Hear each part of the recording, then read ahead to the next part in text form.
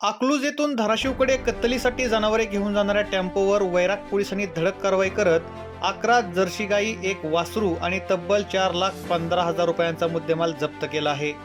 Dial 112 वर प्राप्त झालेल्या गोपनीय माहितीच्या आधारे ही कारवाई करण्यात आली.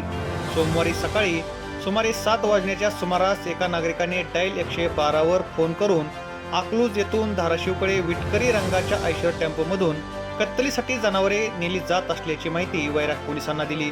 माहिती मिळताच पोलिसांनी तत्काळ वैराग धाराशिव मार्गावरील रातंजण गावच्या हद्दीतील फॉरेस्ट परिसरात नाकाबंदी केली. सकाळी सुमारे 7:45च्या सुमारास MH14 BJ 0786 क्रमांकाचा संशयित आयशर टेम्पो अडवून त्याची तपासणी करण्यात आली.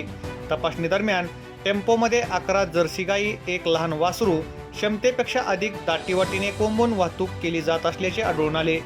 जनावरांना हालचाल करण्यासाठी पुरेशी जागा नव्हती. वाहनात चारा, पाणी किंवा औषध उपचाराची कोणतीही व्यवस्था नसल्याने जनावरांचा अमानुष छळ होत असल्याचे पोलिसांच्या निदर्शनास आले. चालकाने आपले नाव अशरफ मुख्तार मुजावर, वय 23 वर्ष, राहणार ख्वाजानगर, धाराशिव असे सांगितले. मात्र जनावरांच्या वाहतुकीबाबत तो कोणतीही समाधानकारक माहिती किंवा आवश्यक कागदपत्रे सादर करू शकला नाही.